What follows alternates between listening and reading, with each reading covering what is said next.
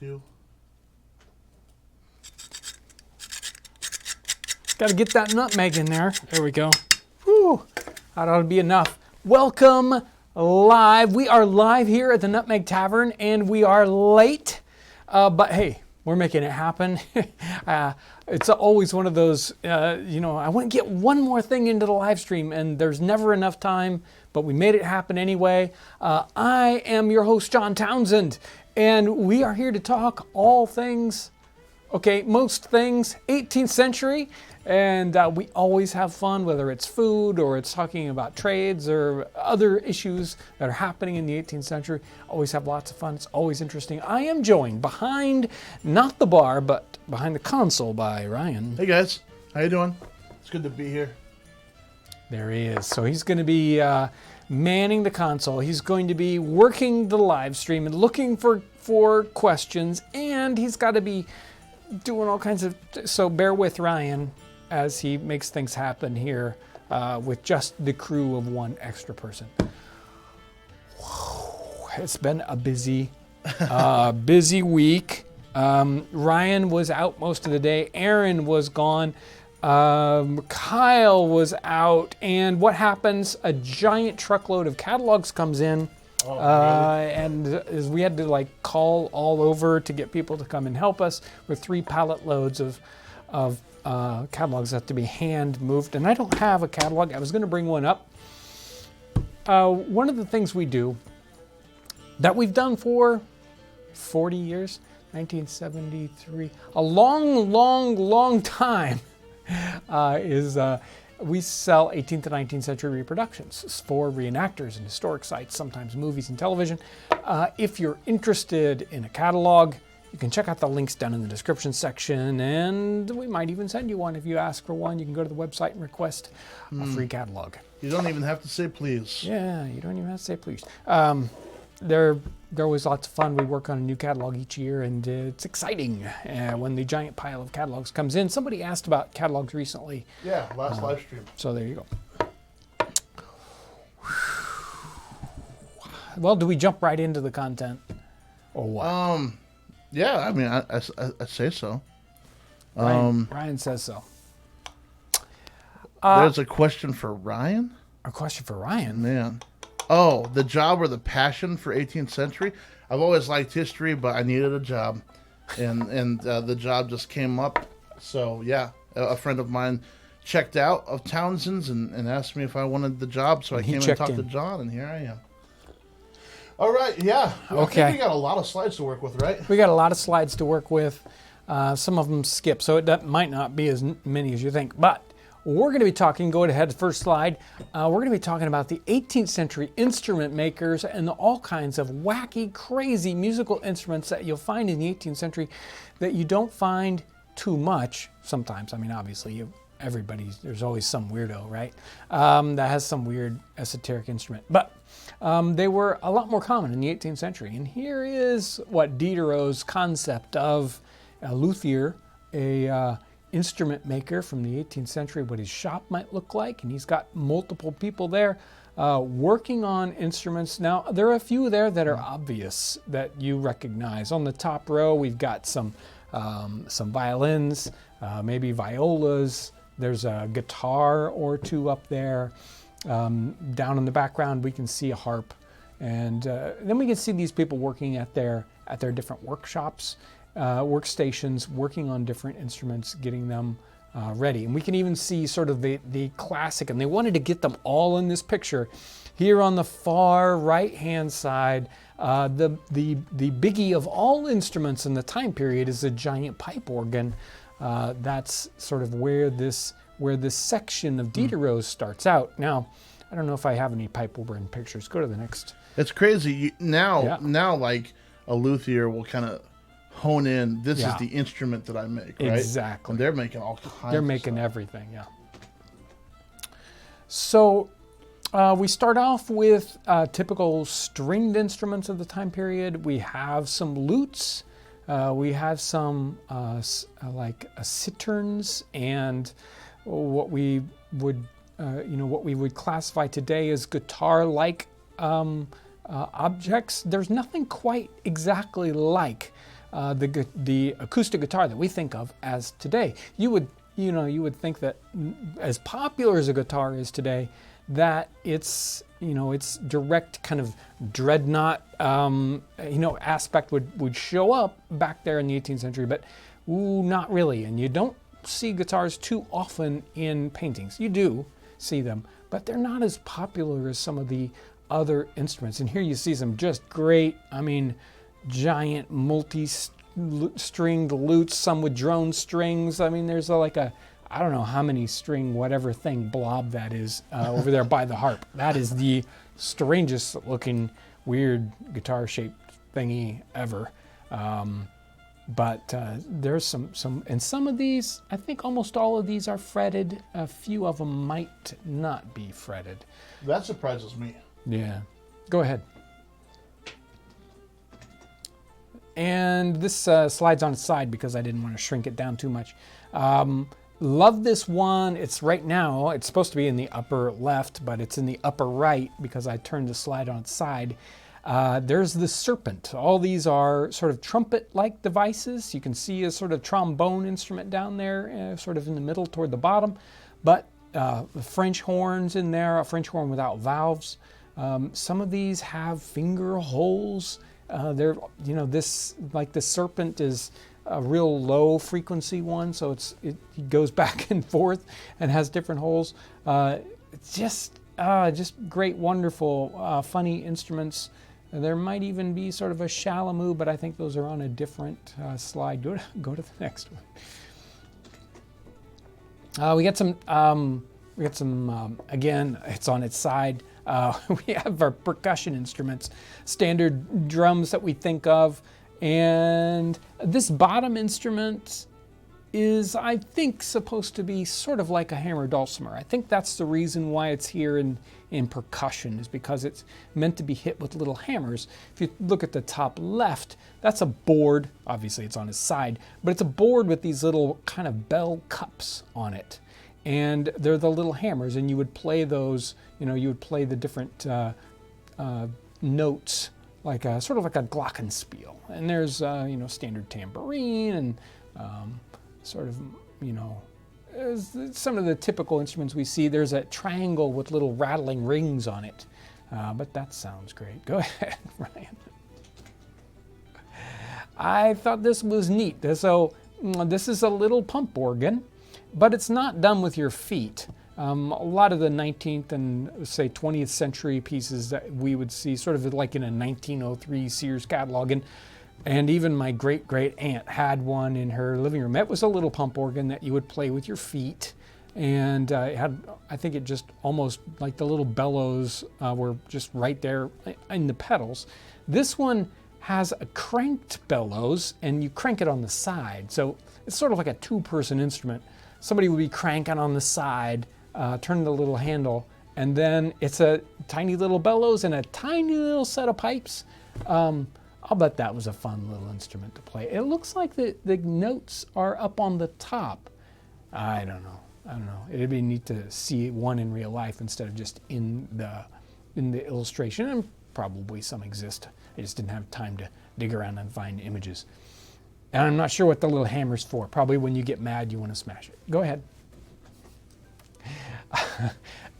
Here are different flutes, little transverse flutes, German flutes. Some have keys, multiple keys. Is there there's sort of like a oboe kind of thing in there, or a bassoon. And some of these things in the middle toward the left-hand side are tools for creating these. So they certainly had keyed flutes, but they didn't have a full. All these were wood instruments, and you might have a 3-keyed flute or 5-keyed flute, but there weren't anything quite like we think of today. That fully keyed flute that we see, that's definitely a sort of a late 19th century improvement. Go ahead.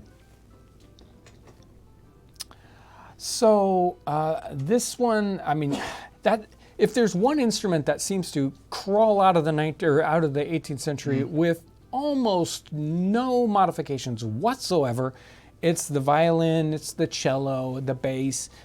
These guys, they show up and they're almost exactly like the period pieces. Now, if you look not all the way to the right-hand side, but almost to the left-hand side, there's a little pocket fiddle. Those are just cute as a button, little tiny fiddles that you could they didn't take up much room and people could travel with them very easily. And if you look at the center bottom, that is showing the close-up of the head of a fiddle that has sympathetic strings that run under the fingerboard. So there's the standard 4 strings that run over the top of the fingerboard, just like a standard violin or fiddle. And then you have the sympathetic strings running underneath that sort of echo and resonate and give you this more full sound. Is that Hardanger fiddle? Yeah. That's Rick and Hillary play with one of those at least sometime. I think Rick kind of modified one to do exactly what's going on there in Diderot's. And way over on the right-hand side, you've got a tromba marina. We'll talk about that in a while. Go ahead. Yeah, the classic recorders. Another one of those instruments that pop out of the 18th century with almost no modification. Some of these might have single reeds inside of them, so they're not a recorder at all. I think they're in the sort of center middle might be something like a Chalamus or sort of in the middle, and it's upside down, the 18th century version of a clarinet. So that's a clarinet is developing right there in the 18th century and kind of really comes into being what we would call clarinet at the very beginning of the 19th century. Go ahead. So we're out of the instruments and we're into some pictures, and I don't know how we missed it. Somewhere in there we missed our hurdy-gurdy picture. Hopefully it's coming into the next one. Here is, we're going to be talking about hurdy-gurdies, and those are instruments that are a wheeled violin. There's a wheel in there that rubs against the strings instead of a bow, and it has, instead of having you fretting it, it's got little keys that fret the strings for you. And it's usually got drone strings and a couple of melody or chanter strings. And here is, what's happening with hurdy-gurdies during the time period is that they are either the instrument of very poor people and street musicians, or they were sort of adopted in the 18th century by high class French people, and so there's this kind of split, this dichotomy of things going on with hurdy-gurdies in the 18th century. Very interesting to see what's happening with that. And so there's sort of classical music that's going on with that, and then very, very folk music. Go ahead to the next frame. Yeah, here's our classic, kind of high-end, very rich French folks in the 18th century, probably even very early 18th century, late 17th century. And he's got a hurdy-gurdy over there, and she's got one of those sort of Spanish guitar instruments. And in the 18th century, guitar is really a female instrument. You don't see very many men playing guitars in that time period. Go ahead, Aaron. Ryan. It's all right. Another hurdy-gurdy player, and here's just the beggar playing the hurdy-gurdy along with his probably child, and playing, of course, the very complicated triangle. Go ahead. Right. Well, to do it well, it probably yeah. More cowbell, Go ahead. This guy, this bladder fiddle. This is just a screen cap off of YouTube.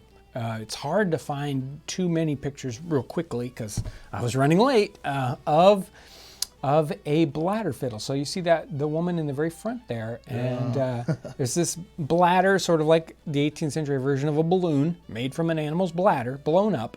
And then this one actually has a little bridge that sits on top of that, and it's two-stringed.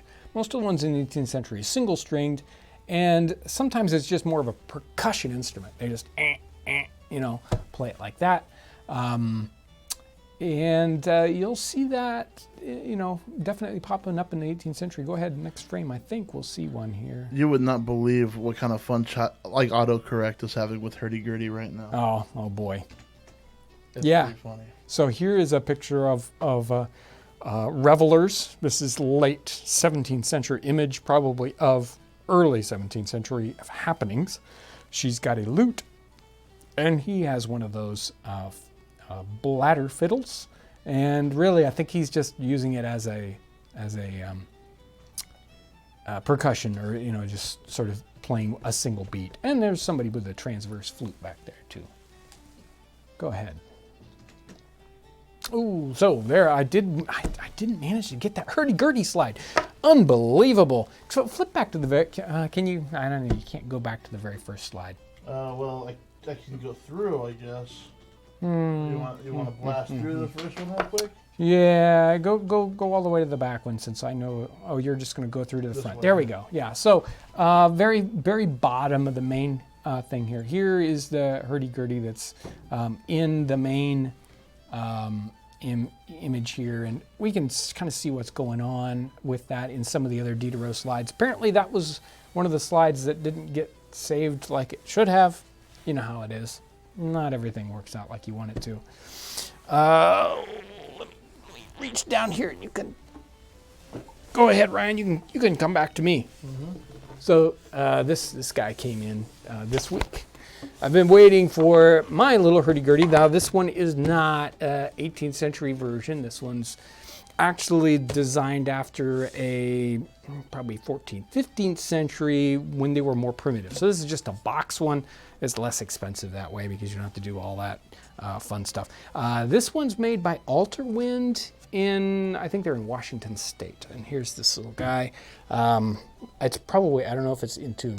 Let me see. Oh yeah, there you go. let me turn off the chanter string for you, or the little melody string. So,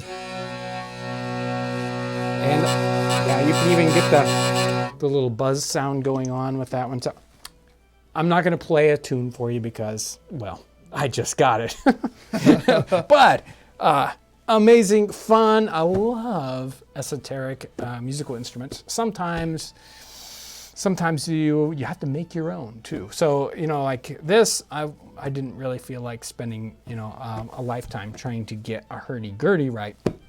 But after researching, and I don't have my Tromba Marina books here. After researching Tromba Marina, that one I really wanted to have, and so I did spend time building a Tromba Marina. Let me get up here and let me go back to the Tromba Marina. It's been sitting back here this whole time. And the problem with Tromba Marina here. Am I still working? Yes, sir. Problem with the Tromba Marina is it's so big you can't get it on the screen, right? It's this one's like 7 feet tall. I can show you parts of it. And you built this, correct? Yeah, I built this one. This one, it's got a cello neck on it, and a very long. You saw it in that one picture. It comes down here and it has a special. It's a single-stringed instrument. It's got this special little bridge that rattles back and forth depending on just how you set it. And you got to fiddle with it so that it's supposed to make a little. It can take like 20 minutes to get it right. Let me see if I can make it tuned for you. Now, normally you'd think an instrument like this, well, you would fret it here, and it's going to make different notes. And you could, you can do that. I'll get down here in the frame. You can fret it, but that's not what it's actually meant for. It's meant to be played on the harmonics. And these little white spots are just to show you where the harmonics are at, and you just touch it with your finger.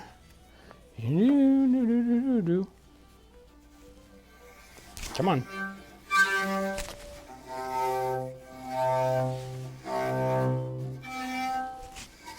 No, don't have my little guy here doing just the right thing. He's supposed to make a buzzing noise.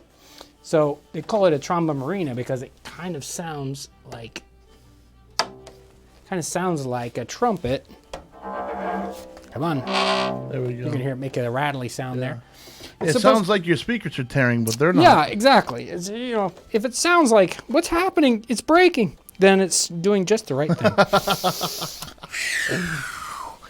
There's a tromba marina. There he is. You can just. He doesn't fit. I don't have a camera big enough for a tromba marina. Okay. Fun instrument to play and build, and. Man, that's really cool. Can you do you think you could turn that hurdy-gurdy one more time to show how you can do a percussive element with that as you're turning? Yeah. So what's happening is inside here, one of the chanter strings has, just like the tromba marina, it's got the bridge is made specifically to rattle. And let me tighten it up a little bit. No, come on, you can do it. Yeah. So as you turn the crank, if you get really good at it, which of course, it kind of goes through different phases. So instead of turning it at a constant speed, you turn it fast, and you'll make these little noises that give you a percussive element within the music itself. Watching talented hurdy-gurdy players is amazing. Yeah. Amazing. There are some YouTubes out there that are just like, okay, what are they doing? Because it sounds like you're playing, 4 instruments at once, and it's a fun instrument. I love it. Well, I've got a lot of good questions. Well, not a lot. You guys can keep firing them in. And if I miss it, just repeat it. But this one right here is a lot of people asked about the harmonica. And I think that the chat decided it's more of a 19th century thing. They're also asking about jaw harps and maybe a glass harmonica of sorts. Glass harmonica, yeah. Okay. Yeah. So let me get this out there.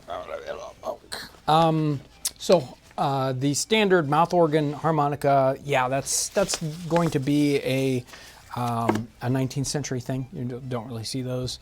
At least I've never seen them show up in the 18th century. Those little brass reeds that in there that are going to play, in a full sort of chorded kind of situation.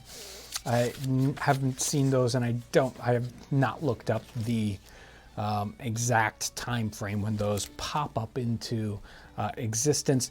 Now the jaw harp, that you saw right there in one of those slides. There was one sort of in the middle of the slide that you could see it. Just the dentists love you if you get yourself a jaw harp. They are fun. They make a neat sound, but I like my teeth more than yeah. They're more difficult to play than you would imagine. Yeah. But once you pick it up, you can kind of go. So somebody else asked for that company name on the hurdy-gurdy one more time. Yes, it's Alterwind, and I think they're in Olympia, Washington.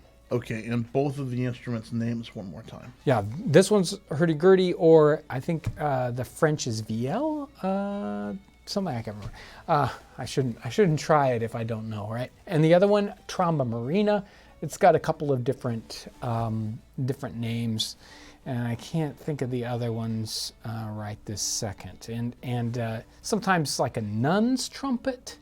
And you'll see these guys show up. Now, the heyday of tromba marinas is sort of the best tromba marina player ever was about 1730 or so.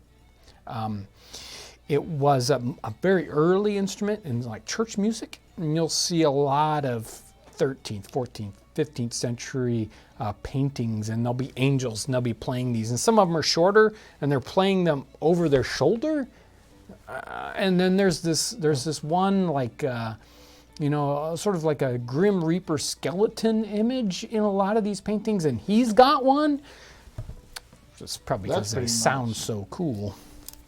Yeah, that's where metal came from. Yes.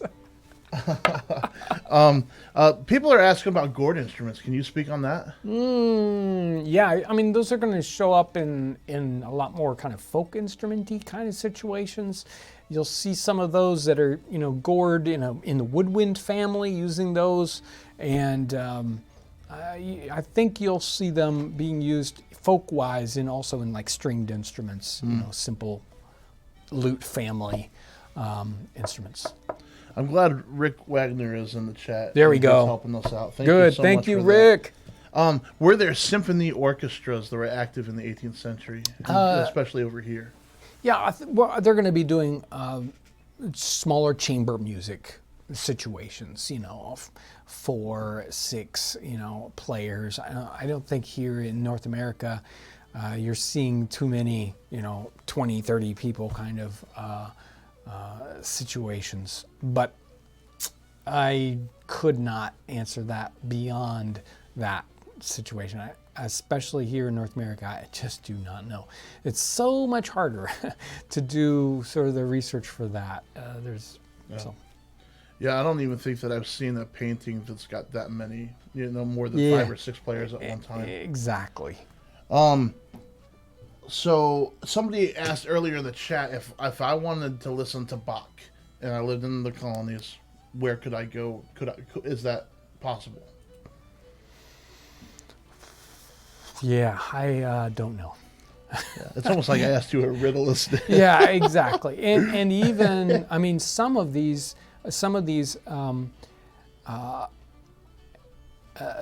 composers that we think of as classic that are going to be, we hear that music today. It's probably from the 17th century, and and it's popular today. We think sometimes that is so. Therefore, it will be popular in the 18th century. That isn't necessarily true. Some of these musicians sort of, popped up, were popular, and then just disappeared, and then were rediscovered in either the 19th or the 20th century. So knowing exactly what's, being played, we can find that the place to look for that would be to go through sort of newspaper advertisements and other things to see what kind of events are happening that are playing that kind of music in North America. That's a study in and of itself. Have you seen much about traveling musicians? Well, there's certainly a lot of that going on in Europe and in Great Britain, and I believe some of that's going on in North America. But again, that's a believe thing, without having going through the painstaking research to find out exactly what's happening with that. I don't know how much of that is happening. And then somebody asked if there are any plans with the channel for these instruments, especially the trombone marina. Well, I would love to be able to spend more time on any one particular thing, but I'm like 10,000 different things. So, I've done a little bit of that. Ivy and I worked on a Shalamoo, which is like a recorder clarinet kind of cross, which is sort of 17th century, doing some songs with Shalamoo and trombone marina. And of course, ask me in 5 years about playing the hurdy-gurdy. If you want some of that, we're just going to have to bring Rick in to give us a little, and he's going to do the same thing to you. He's going to say, I only just got mine a year or so ago or whatever, and so he's going to beg off of saying he's an expert. But you'll find some wonderful stuff on YouTube if you do the dig. He did comment and say that yours is a beautiful hurdy-gurdy. It is. I really like it. When did it come in? Like Wednesday. Okay. So, yeah. All right, cool. Do you have a favorite, okay, let's say to listen to, not to play, do you have a favorite 18th century instrument? I really do. There's enjoy a lot of the Baroque and using the period instrument stuff. It's weird, it's esoteric, it's strange. And sometimes it's like, okay, that's getting on my nerves. But just that, just like tasting 18th century food, tasting 18th century music, if there's a correlation there, is really interesting. And live music in that kind of setting, and absorbing that instead of, and usually it's sort of one-off and much more interesting and primitive. I really enjoy that. Okay, I'm going to get into some super chat for a second. And real quick, if you're signing up as a new member, and if you have signed up as a new member for the Nutmeg Tavern since last week, thanks so much. That's Yes. really, really great. Thank you. Dominica Sasanka sends in a donation. Thank you. With a heart, and I think it says Huzzah, but maybe it just says hearts. I can't tell, it's really small and I can't see that well. Max Cool sends in a donation. John, have you been witness to dulcet tones of the 18th century glass harmonica? Did its evil tones induce melancholia or insanity when you heard it? I don't think I've heard of that particular one, but what is it?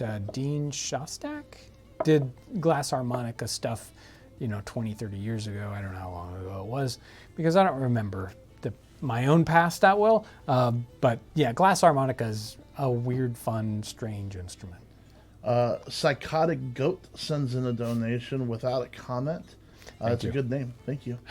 Christopher Ramsey donation. Happy Friday from Hunt Lake, New York, and the Adirondacks. Have a great week. 13 Rabbit sends. Oh, they're a new member. They're just kind of lumped in there. Weatherseed sends in a donation. Say you were given $100 of the local currency and transported to any time or place of the 18th century for 1 year. Where, when, and what would you do? Well, I think I would bum around any. I mean, it's like, go to some place like Boston and try not to get killed. And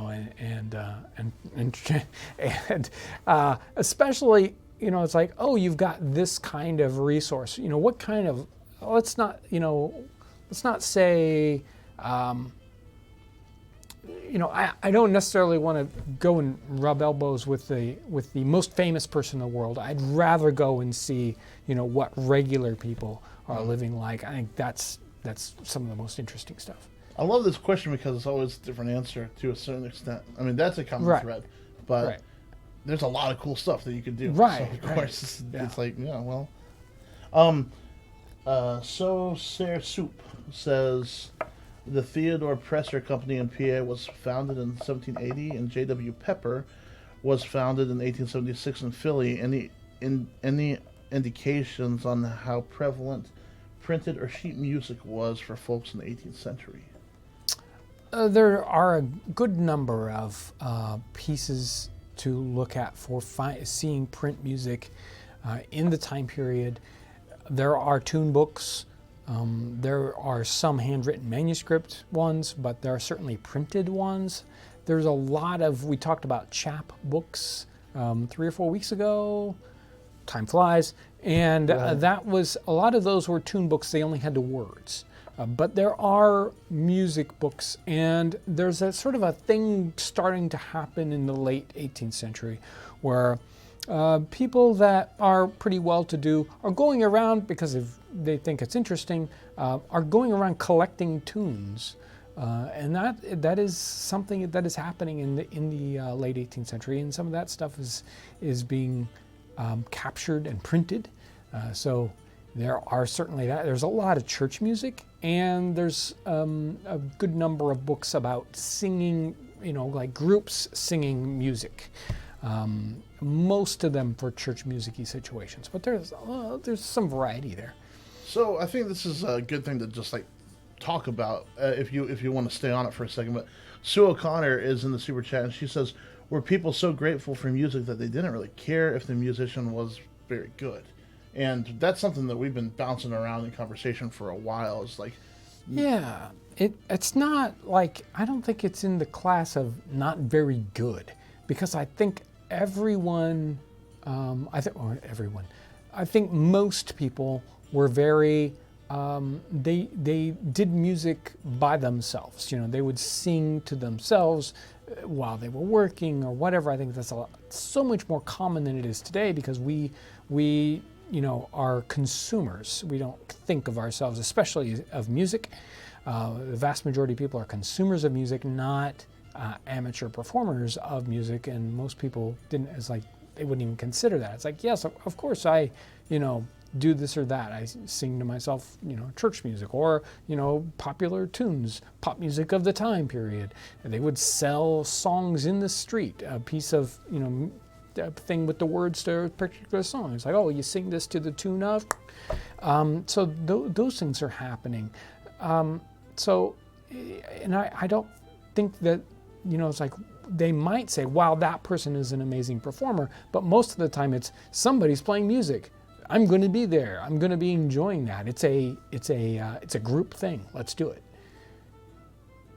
Somebody, I'm sorry, I was sidetracked. That's all right. Yeah.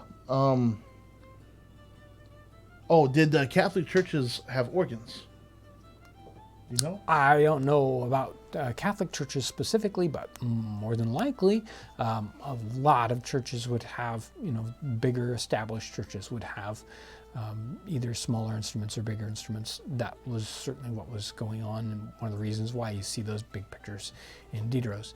Can I stop you for a second, Ryan? Yeah, sure. And I'll let you catch up. Uh-huh. Right now I'm going to cover the new Patreon people for this week. We had a lot of new Patreon people for this week, and so I want to get to them real quick. Patreon is one of those ways that people help us make videos by giving us a small amount of money each month. Susan Frey, Roger, I'm going to get this last name wrong. Roger V, I'm just going to say it like that. Nebulous Mistress, Neil Konitzer, Amber Crystal Daughter, I've heard of her before. I don't know if she's been in chat or what.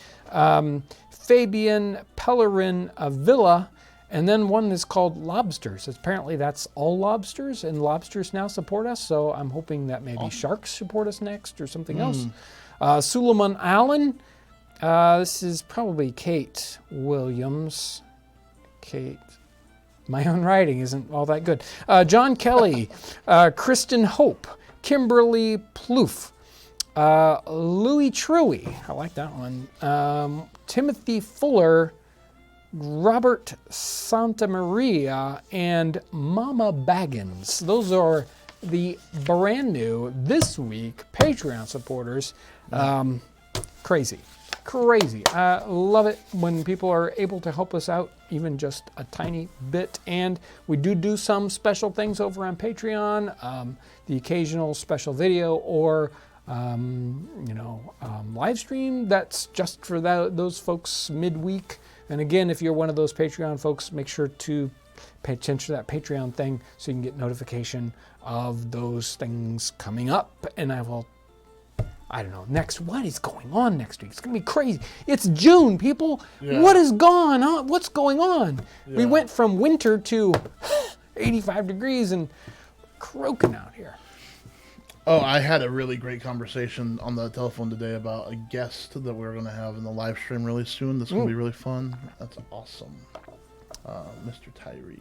While he's still reading away, go ahead, read away, Ryan. Find things to do. Got a new book, hot off the presses, that I can't wait to. It is now available on the website. It's called Schaaf's Travels. You can see I've been reading it. It's got a few excellent markers. Can't wait to do some videos on the content within. And I've got probably 3 or 4 books just like in the process at the printers now that I'm excited about. Schaaf was a German who was traveling through North America in the 1780s, right, it's like 1783, 1782, right after the Revolutionary War. This particular book covers his travels from Philadelphia down through Virginia, North Carolina, South Carolina, he's kind of skip around. He ends up in Florida and then goes down to the West Indies, somewhere down there. I haven't gotten out to that part. But a great book, and I really enjoy these because we get this glimpse when we get travel books from somebody overseas like Peter Kalm. He's telling us about what North America is like from someone else's eyes, like if we walked into someplace brand new. And so, he's talking about things that are, it's like, okay, that's strange. He's not going to tell us about things that are just like at home, unless he says, hey, that they do it just like we do at home. So he talks about things that most people in North America aren't going to bother to talk about. It's like, well, that's, we do that every day. So this one's excellent for that kind of thing. And I've got a new diary that covers a long period of time, like 40 years or so. Really, really in-depth and interesting. Just someone at home, someone doing a work, and you can see all those kind of daily transactions and what they're doing. Oh, I can't wait for that one to come in. And I got a special one that Frank and Carol are really going to like. 2 coming up. So lots of fun books. Okay, so somebody is asking why there haven't been any drinks in the tavern lately. That's my fault. So basically, right now we're working from home and here, and sometimes it comes Friday and it's like, oh no, I did all this other stuff and I didn't prepare a drink, and that's my fault. But I do have a drink that I prepared like 10 weeks ago. That's sitting up on. It's just getting better. Yeah, right. It's sitting up on a shelf at my house. So yeah, it's made to age. It's made to age. It's not one of those. It's like it's not turning green and fuzzy. No. It's supposed to live. It's got too much hooch in it. Yeah, it can't go bad. No, it's already poison. Man. Okay, so Super Chat's really popping off here. Okay. Let me catch up a little bit. Harpsichord. Oh, this is John Wilson on Super Chat. Harpsichord is my favorite instrument from the 18th century. Yeah. What harpsichord piece, if any, do you like? The theme for The Prisoner, or Danger Man. Or Danger. It's actually probably clavichord, but real similar kind of sound. Man, harpsichord is not my cup of tea. Let me tell you. Speed and Style Tony comes in on Super Chat, another YouTube channel. Had an episode about Fort Deschardes in Illinois. Have you been there, or have you any info about it? If I've ever been to Fort Deschardes, it was like 30 years ago, and I don't have any real specific information on Fort Deschardes. One of those, I believe it's French and Indian War mostly, and right there by the Mississippi in southern Illinois. But I don't have any specific info. I think it's really interesting. The thing I find interesting and really want to dig in on some of those sites is that they're French, 17th century, way over on the Mississippi, and so it's really kind of interesting to see what's the same and what's different. Yeah. Hey, Robert Green, I see your request for Perry. It's noted. I'm working on a book for Cider and Perry too. Yeah. All right. A collection, actually. Okay, so Christine Pearson sends in a donation with no comment. Thank you. Thank you. Straightforward sends in a donation just to say thank you. Thank you. John Talley, was any political social commentary type music being done, at least in regards to lyrics? Oh yeah. Yeah. There's satire that's going on. There's, lyrical things that are talking about, more so than there would be even today. So. And it's part of that folk music, kind of thing where people are speaking out in song. So here's a great question. Somebody remembers you saying one time that you used to play in a band. What did you play? Bad guitar and some of the vocals, yeah. Oh, you did vocals too? I didn't realize that. Oh, yeah. That. Okay, I'm going to find where I was in Super Chat. Yeah, political social commentary. There we go. St. Germain, still not writing lessons. Still no writing lessons. My loss, your gain. Man, thank you so much. Time to get those horses out. Yeah. Steve Scarlett sends a dude with shades, or a bald-headed figure with shades. Adam Gear is in Super Chat. Were handbell choirs around in the 17th, 18th century? I do believe so, yes. Okay. John Wilson comes in on Super Chat again. Harpsichord is my favorite. I think we already answered that, but it's here again. So, yeah. Alex F. Pepper pot was my first episode. Common travel instrument, Swedes to early America, etc. I don't know exactly. Some of the other things, boy, that one's tricky. So I can't answer that one easily. Well, there we go. Yeah, you've stumped him. Yeah, you got me on that one. Okay. I mean, I was going to go with, but it's definitely, as far as I know, more German. That idea of dulcimers, and you'll see those zithers and things show up, 18th century, and then they sort of transform into. But that's German. I think that they're talking about the Cider Perry book that you're working on. Is it just like cocktail oriented, or is it brewing recipes? Brewing recipes, and the kind of apples that you're looking for, and the method and all that. Yeah, the apple thing, that's going to be crazy to see, the varieties. David Donnelly comes in on Super Chat. Since Vienna was the capital of the musical world in the late 18th century, do you know of any wealthy families who sent students to Vienna to study music? I don't know of any, but I know that sort of thing is happening. Although, music and, today we think of music and acting as kind of, especially in sort of American culture, we've moved those guys up to the top with professional athletes, and there's this sort of class of famous people.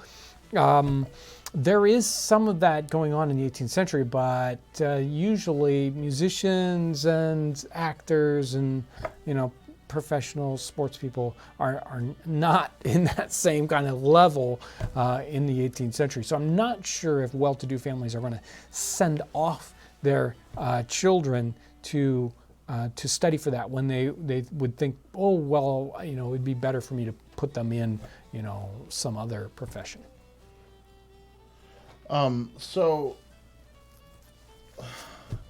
this one, Amber Crystal Doter, I'm about to make a tarnail pie, a 20th century dish. Was cornmeal used this way at all in the colonies, USA area in the 18th century? I'm not familiar with that pie. Yeah, I am not either. You said tarnail? Yeah, that's what it lists. T-A-R, or yeah, I think that's what it says. He's like, no, maybe it says tamale. Okay. Tamale? I can't. Maybe that makes a little more sense. Yeah. It definitely doesn't say toenail. It's not toenail pie. No. That's what I read first in my head. Thank goodness. Why did you even give us that? I'm now sorry, everybody's thinking about toenail disgusting. pies. Sorry about that. Not that I know of. So on Super Chat, somebody just came in, Spitfire Lionheart.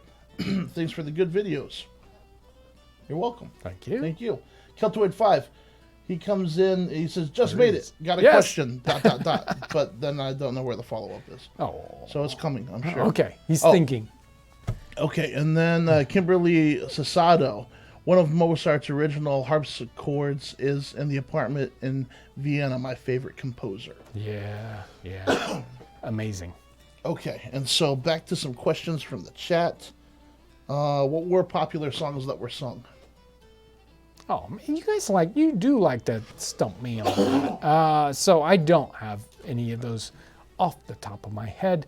There is so much going on in the time period, and like English pieces, boy, it's not my specialty. So, and I'm not going to sing them for you, definitely.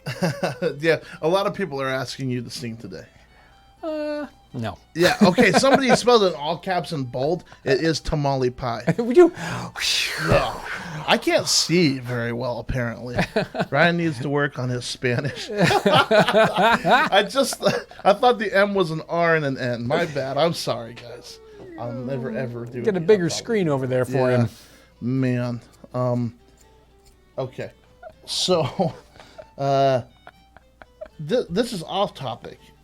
People are wondering, or somebody was wondering about how cement was mixed and used. So, what we have Portland cement wise they didn't have that because so a lot of the cement kind of things they're doing, mortar or whatnot, is lime based. So they would, they'd make quicklime by burning basically limestone or shells or whatever, and then it would turn into quicklime, and then they would slake that lime, and then they would mix slaked lime with sand and whatnot to have a mortar. So that's going to be cement-like, right? But it's not. When somebody in Indiana says, I'm going to pour cement, right?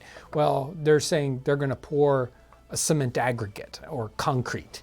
They didn't have anything very concrete-y in the 18th century, so they're going to do things with bricks instead. And we've got some brick things coming up. Yes. Yep, and somebody just commented and said, I'm going to make a log cabin like that one day. That's really cool. I hope you do. Yeah. It is a great process. A common thread in the chat is percussion.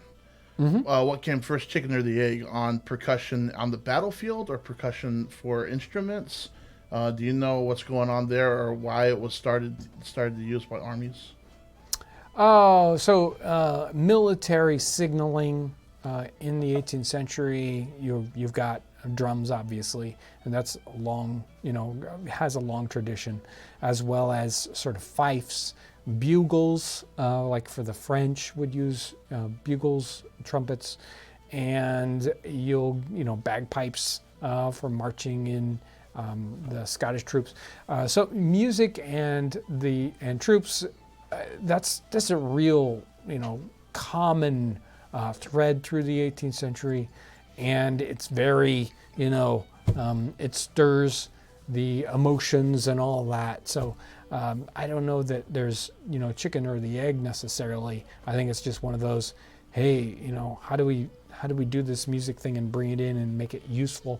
If you need to send signals on the battlefield and, things are going on all around you, loud drums are one of those ways that you can tell people, okay, everybody do this.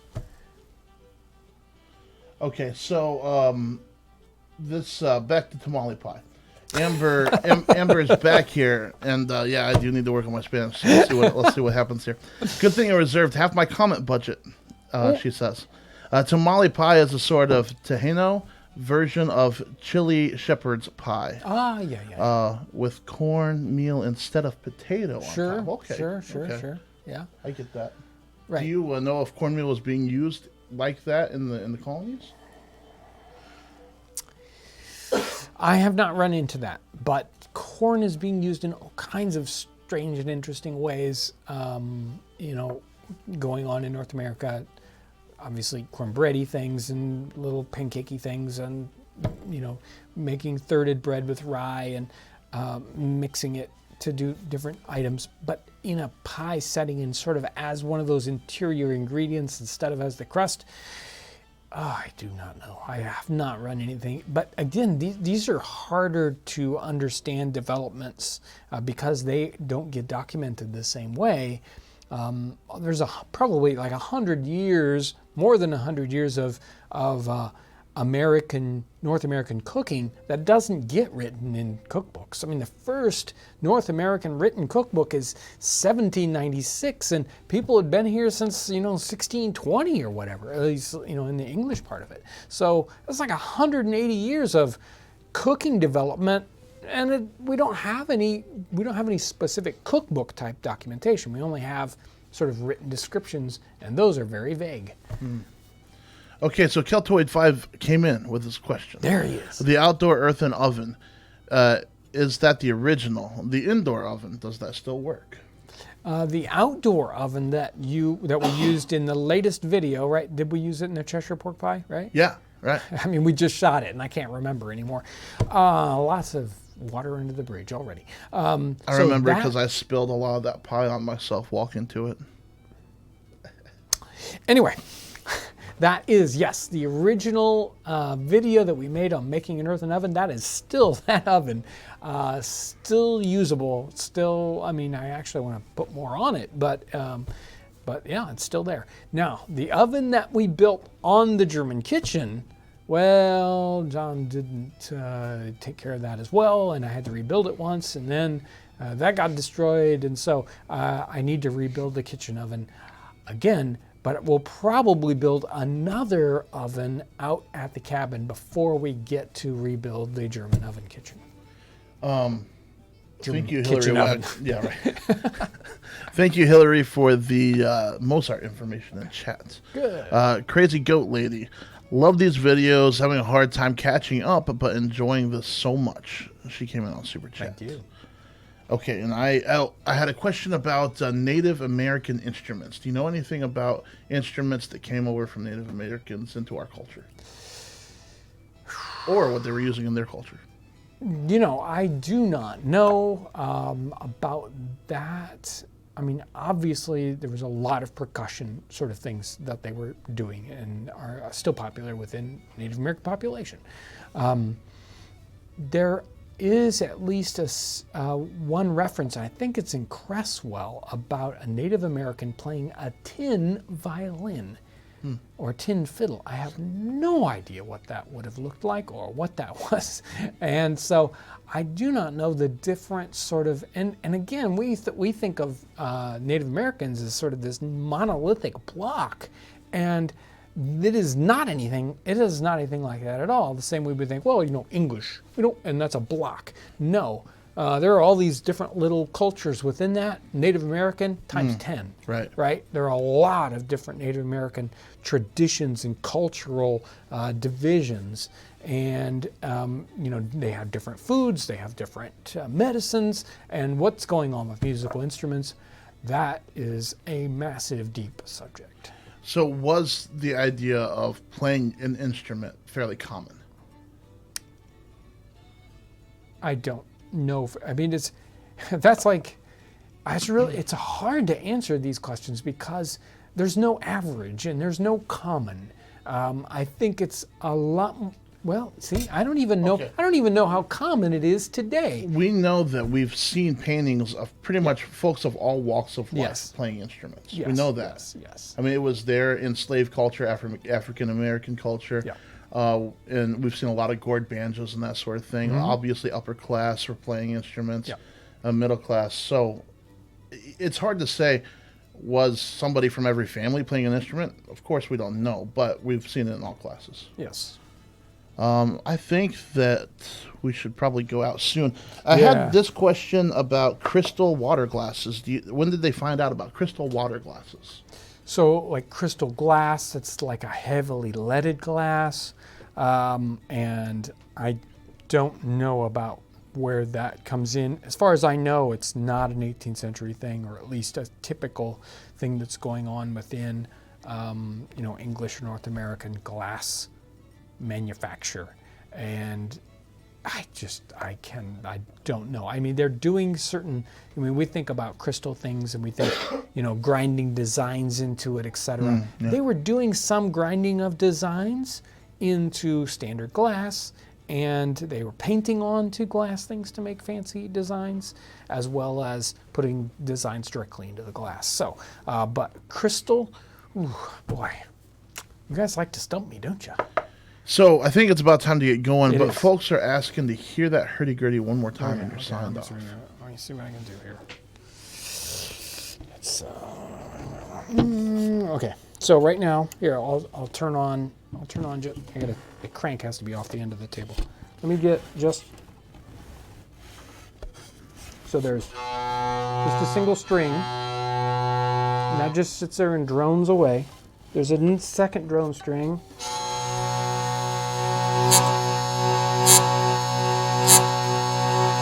And then you've got, and I'm positive I don't have this guy tuned right, so it's going to sound really bad. And there's that melody string, and it's not high enough, and it's going to, and that's the one that gets you know, you play the keys and it plays all those different things. So there you go.